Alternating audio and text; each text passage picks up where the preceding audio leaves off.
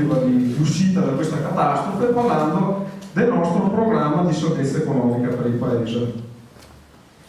Ok, prima facciamo una piccola introduzione, che ovviamente dobbiamo descrivere la nostra scuola economica, quindi questi sono i nostri principali economisti di riferimento, quindi partiamo dal dottor Warren Monster, che è il fondatore della nostra scuola economica.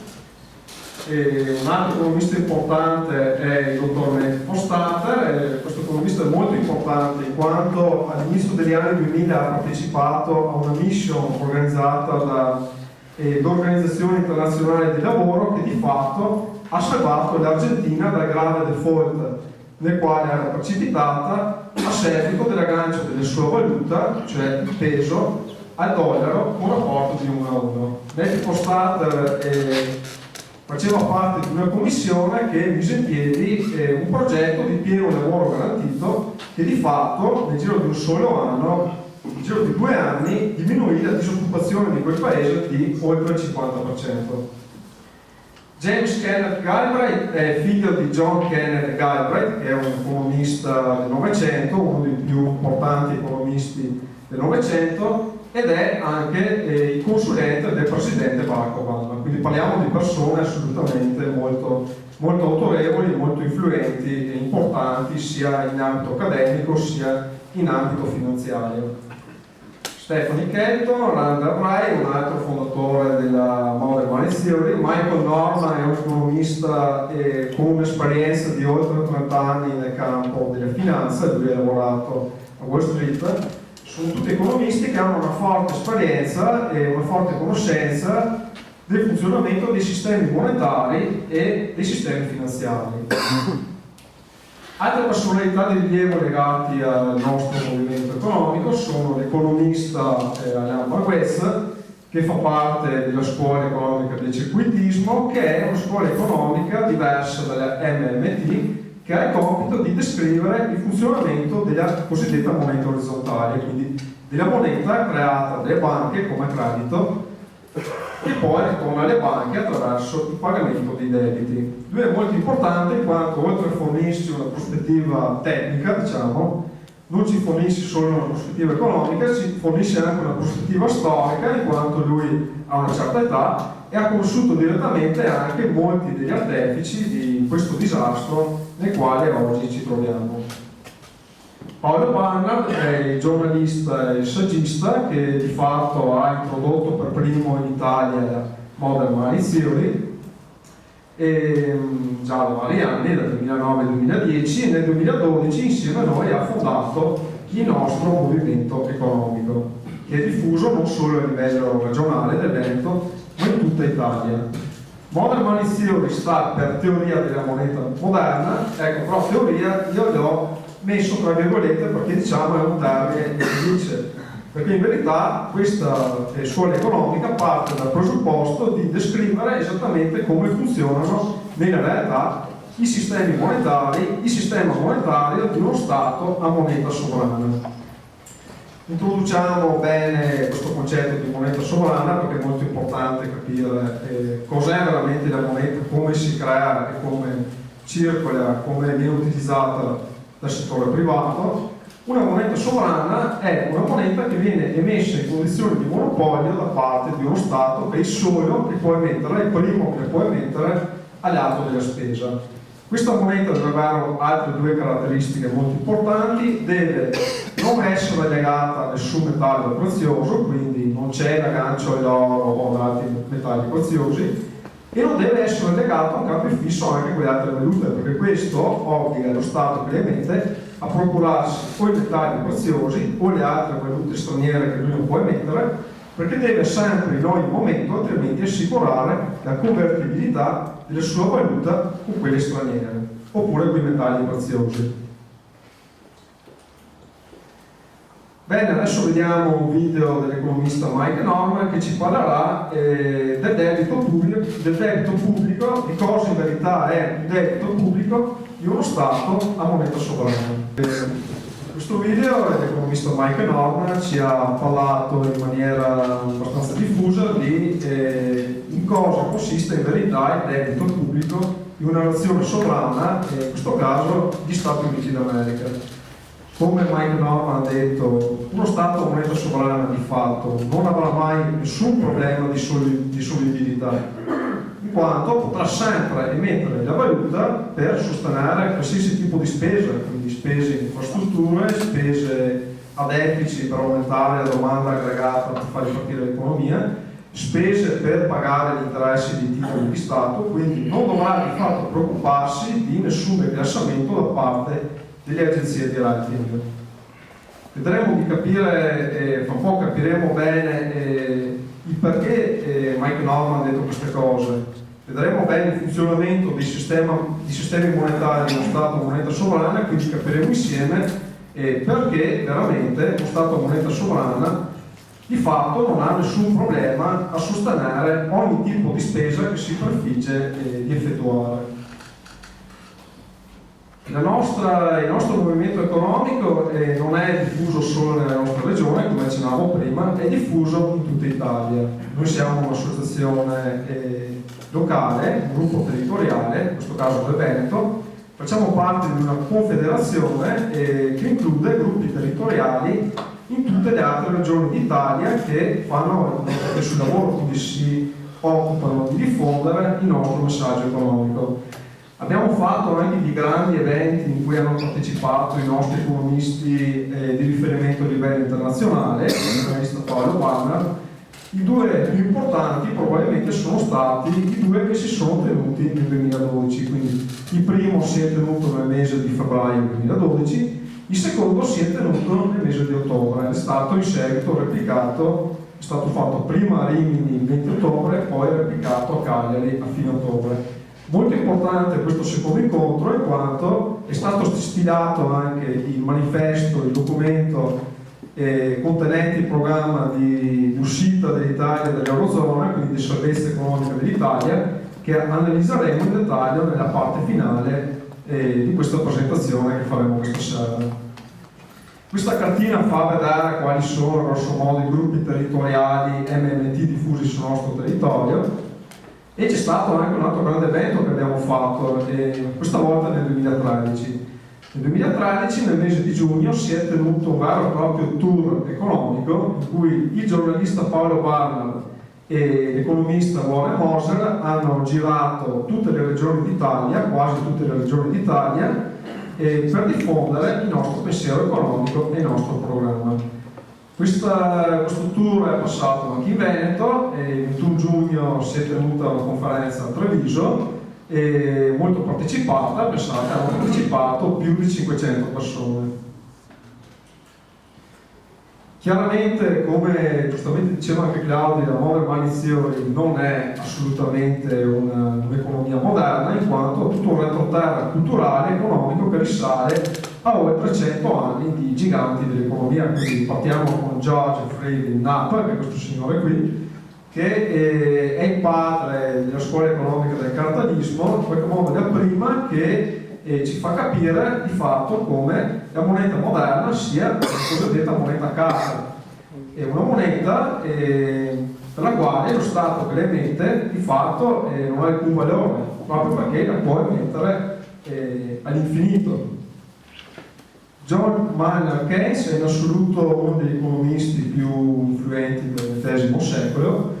Lui nei suoi scritti, nelle sue opere, sottolinea l'importanza anche lui della spesa a deficit da parte dello Stato. Dice che in una fase di crisi economica, quando di fatto il settore privato non investe più perché c'è troppo poca domanda e quindi l'economia non tira più, di fatto a questo punto c'è solo un ente che può intervenire per salvare la situazione, per uscire dalle crisi con dei forti investimenti. In questo caso è uno Stato a moneta sovrana.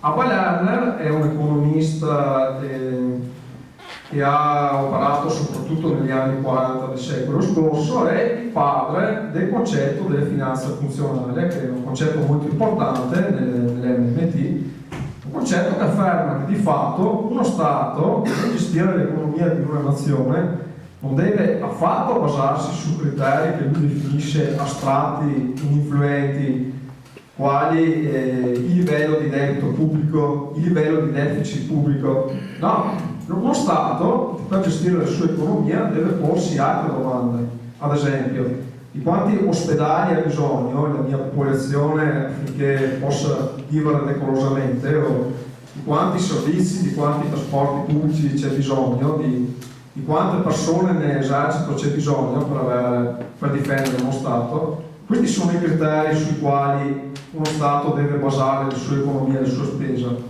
Mentre altri parametri che lui definisce del tutto astratti devono essere mandati al diavolo quando si scontrano con ciò che veramente conta nella gestione economica di uno Stato. Un altro economista importante è questo signore qui, che è Wayne Godley, è un economista inglese, è il padre dei saldi settoriali, che sono un concetto fondamentale, importantissimo da capire, capito il quale non esagero nel dire che si è compreso un buon 70-80% di quello che dice la Modern Money Theory. Prima però affrontiamo un altro concetto fondamentale da comprendere. Bisogna distinguere in economia, è distinto, ciò che è un bene reale, quindi un bene che ha un valore intrinseco, quali ad esempio l'acqua, il cibo, sono tutti quei beni senza i quali di fatto noi non potremmo vivere, oppure potremmo di una qualità della vita che è infinitamente inferiore a quella di cui oggi disponiamo. Mentre i beni finanziari, cioè i soldi, la liquidità o anche i titoli, perché sono liquidità anche quelli, di fatto non hanno alcun valore intrinseco, perché se ci pensate bene, la moneta alla fine non è altro che un pezzo di carta oppure un numero elettronico che sta all'interno di un conto corrente di computer, che di per sé non ha un valore intrinseco, quanto io un pezzo di carta, un bit elettronico non lo posso mangiare, non lo posso usare per scaldarmi in inverno quando fa freddo. No, i beni finanziari sono qualcosa che deve permetterci di accedere, di acquisire i beni reali, ma di per sé non hanno alcun valore intrinseco. Provate a pensare ad esempio alla differenza che c'è tra un telecomando e una televisione. I beni reali alla fine la televisione è quello che io vedo per TV, non è il telecomando che di per sé è un pezzo di plastica che non mi dà nessuna soddisfazione, non mi soddisfa. Il bene reale è quello che io vedo attraverso la televisione. Affrontiamo adesso il discorso che accennavamo nelle slide, 2 slide fa, sui saldi settoriali, che è un concetto assolutamente importante, quindi vedete di seguirlo bene. È corretto dire che in economia alla fine ci sono 3 settori, quindi c'è il settore governativo, che include tutte le amministrazioni pubbliche, quindi in particolare negli esempi che faremo adesso, nella prossima serie di slides, faremo riferimento al settore governativo di uno Stato a moneta sovrana, quindi che può emettere la valuta senza limiti. In particolar modo, nei nostri esempi, ci concentreremo su 2 entità del settore governativo molto importanti nell'ambito della spesa, ossia il Ministero del Tesoro e la Banca Centrale di una nazione sovrana. Il settore non governativo invece sono tutti i cittadini e le aziende che stanno all'interno di uno Stato e che di fatto utilizzano la moneta ma non possono crearla. Mentre il settore estero è tutto ciò che sta all'esterno di una nazione, di uno Stato preso come riferimento. E adesso iniziamo bene a vedere come funzionano questi 3 settori, cosa succede all'interno di ciascuno di essi e come interagiscono tra loro. Vediamo innanzitutto il settore non governativo, quindi come ho appena detto il settore non governativo avrà al suo interno cittadini, imprese, banche, commerciali. Proviamo a chiederci chi è che all'interno di questo settore può creare il denaro? Chi è che crea il denaro qui dentro?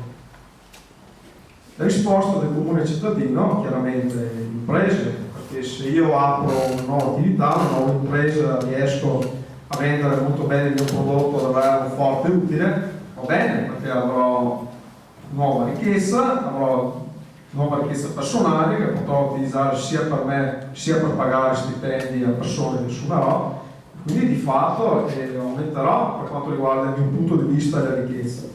Però dobbiamo chiederci una cosa, guardate bene questo schema. Di fatto tutta la ricchezza che un'impresa acquisisce all'interno di questo settore deriverà necessariamente da un'altra entità all'interno di questo settore, cui la stessa quantità di denaro che io guadagno necessariamente dovrà avere la spesa.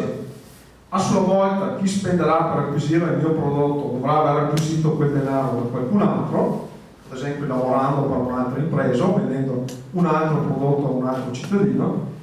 E le banche è la stessa cosa, perché chi sa come funzionano le banche oggigiorno.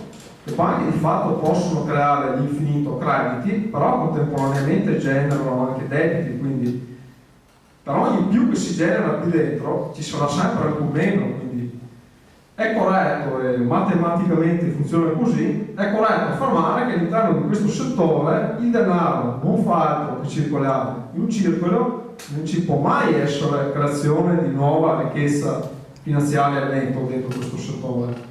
E allora se qui dentro, esattamente quello che sta succedendo nei paesi dell'Eurozona, in Italia oggi, se dentro i nostri stati, se dentro il paese Italia c'è troppa poca ricchezza, la domanda aggregata, la spesa è insufficiente per far ripartire l'economia, chi è che può renderci tutti più ricchi al fine di farci spendere di più, di far aprire più imprese, di assumere altre persone, al fine di rilanciare l'economia?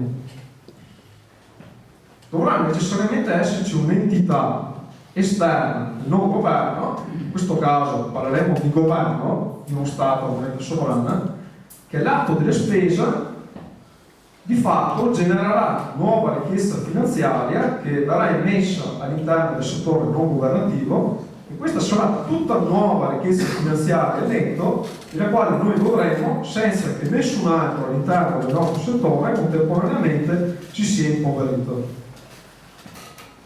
Il governo poi fa un'altra cosa un po' meno simpatica, che è quella di tassare. La tassazione cos'è? La tassazione non è altro che drenare risorse finanziarie precedentemente immesse dall'interno del settore non governativo. In questo caso, in questo esempio va bene, perché a fronte di una spesa di 100 avrà una tassazione minore di 80, la differenza sarà un più 20 di nuova ricchezza finanziaria netto che tutti i cittadini del nostro settore potranno avere, potranno utilizzare per risparmiare di più, potranno utilizzare, cosa ben più importante, anche per spendere di più, quindi per far sì che le imprese aprano o che non chiudano, che assumono di più, che pagano più stipendi, e così questo è il compito di uno Stato a moneta sovrana, è quello di spendere a deficit. Quindi uno Stato deve immettere la moneta all'interno del nostro settore, deve drenarla finché non ne circoli troppa, lo deve fare però a seconda del ciclo economico. In una situazione come quella attuale, in cui c'è bisogno di più domanda aggregata, di più spesa da parte dei cittadini, questo è quello che deve fare lo Stato: spendere a deficit, quindi spendere di più di quello che di fatto incassa. Questo è un concetto assolutamente che è disatteso, che non è compreso dalla scuola economica mainstream. Infatti, se voi ascoltate qualsiasi talk show, qualsiasi telegiornale, leggete qualsiasi giornale, viene descritto il deficit pubblico come un qualcosa di mostruoso, come qualcosa che assolutamente deve essere combattuto, perché la nostra disgrazia sarà il debito dei nostri figli che peserà per generazioni e generazioni. Assolutamente no, perché in caso di uno Stato a moneta sovrana, questa è un'operazione assolutamente normale che serve per immettere ricchezza qui dentro per sostenere l'economia. Vediamo più in dettaglio cosa succede all'interno dei conti del governo. Quando il governo realizzerà dei deficit, avrà di meno perché spenderà di più di quello che raccoglie. Il deficit pubblico non è altro che la differenza nell'arco annuale della spesa del governo e meno le tasse. Il cosiddetto debito pubblico non è altro che la somma di tutti i deficit annuali da quando lo Stato praticamente esiste. Quando il governo spende a deficit all'interno del conto del Ministero del Tesoro dentro la banca centrale, si genereranno di meno, che però rappresenteranno un debito che è del tutto fittizio, perché in uno Stato a moneta sovrana il solo che può emettere la moneta, come abbiamo già detto, è il settore consolidato, il Ministero del Tesoro e Banca Centrale. E Banca Centrale, in uno Stato sovrano, è regolata dal Parlamento, dalle leggi che emana, ed è quindi sotto stretto controllo del Ministero del Tesoro. È lui che decide quanto può spendere a deficit quanta ricchezza puoi mettere all'interno del nostro settore. Vediamo bene cosa succede nel caso di un'altra tipologia di spesa che purtroppo nei nostri tempi, negli ultimi anni, siamo costretti a realizzare in quanto abbiamo sottoscritto un trattato europeo che si chiama Fiscal Compact. Questa particolare operazione di spesa si chiama pareggio di bilancio. Il pareggio di bilancio si ha quando il governo mette all'interno del nostro settore la stessa quantità di ricchezza finanziaria di soldi che ci traggono quelle tasse. Proviamo un attimo a ragionare cosa significa veramente fare questa operazione in un momento di crisi economica. Abbiamo detto prima, in un momento di crisi economica ci sarà bisogno che le persone siano più ricche o più povere, ci sarà bisogno che il potere di spesa delle persone sia più alto o più basso, chiaramente più alto. Bene, questa operazione qua, che ci viene descritta come le virtù di uno Stato da tutti i media, che dovremmo fare per obbedire ai trattati europei, non farà altro che immettere zero di ricchezza finanziaria al netto, intanto che decideremo di rispettare questi vincoli. Proviamo bene a pensare all'assurdità di questa cosa in una fase di crisi economica. Questa cosa assolutamente ci impedirà di uscire dalle crisi e diminuirà anche i nostri risparmi, proprio perché avendo in continuazione di zero all'interno dei nostri bilanci dovremo poter spendere di più a un certo punto e mettere mani anche ai nostri risparmi. Ma non è finita qui, perché il trattato Fiscal Compact ci impone in termine lungo 20 anni, si parla, una cosa ben peggiore, che è il surplus di bilancio, che è quell'operazione che consiste nel drenare dal nostro settore, da parte dello Stato, più ricchezza finanziaria di quella che ci viene immessa. Fiscal Compact ci impone con questa operazione di ridurre il nostro debito pubblico al 60% del PIL nel giro di 20 anni. Provate bene a pensare cosa significa veramente questa cosa qua. Al momento il nostro debito pubblico è circa 2 miliardi e 100, o anche superiore. Ridurlo al 60% del PIL significa che nel giro di 20 anni con questa operazione dalle nostre tasche dovrà sparire qualcosa come 1 miliardo, forse anche di più, anzi certamente di più, sopra 1 miliardo di euro. Questa è una catastrofe, questa è una guerra veramente, questo è un impoverimento paragonabile a quello che ci potrebbe essere nel corso di una guerra estesa. Questo è quello che ci impongono i trattati europei, che ci viene descritto come le virtù di uno Stato. 1.000 miliardi, scusate. 1.000 miliardi, esatto, di più anche, perché attualmente il rapporto debito pubblico-PIL è superiore al 120%, adesso è 142-143, quindi esatto, sono più di 1.000 miliardi, saranno decenti o forse anche di più, che spariranno dalle nostre tasche nel giro di 20 anni. Correttamente un economista a questo punto potrebbe però dirci una cosa: in effetti c'è un altro settore oltre al governo che può arricchirci tutti al netto, che è il settore estero. Perché se io ad esempio in Italia esporto alla Germania di più di quello che porto di lei, dal punto di vista finanziario può va bene, perché comunque avrò degli utili che consentiranno alle popolazioni del mio paese di godere di maggiore ricchezza, di maggiore denaro. Però attenzione, perché basare un'economia interamente sulle esportazioni può essere una cosa molto pericolosa, proprio perché al di fuori del mio Stato ci saranno altri Stati che saranno interessati anche loro ad avere utili, non a perdere soldi. In particolare consideriamo che oggigiorno, nei nostri tempi, ci dovremmo confrontare con Stati, con nazioni quali la Cina, quali l'India, che letteralmente utilizzano una manodopera schiavizzata all'interno di fabbriche, lager, addirittura in India si parla di lavoratori che sono costretti a vivere per la strada, e noi ci dovremmo confrontare con questa gente qua per guadagnare nuova ricchezza finanziaria con l'esportazione. Quindi cosa dovremmo fare? Ridurre in schiavitù anche la nostra popolazione per basarci su queste logiche puramente basate alla competizione, alla deflazione salariale. per alcuni potrebbe anche essere una soluzione. Adesso sentiamo cosa ha detto Monti nel 2012 a un'intervista del CNN.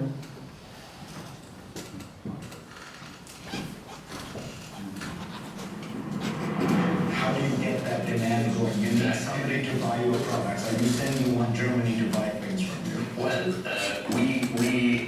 we are gaining a better position in terms of competitiveness because of the structural reforms. We are actually destroying domestic demand through fiscal consolidation.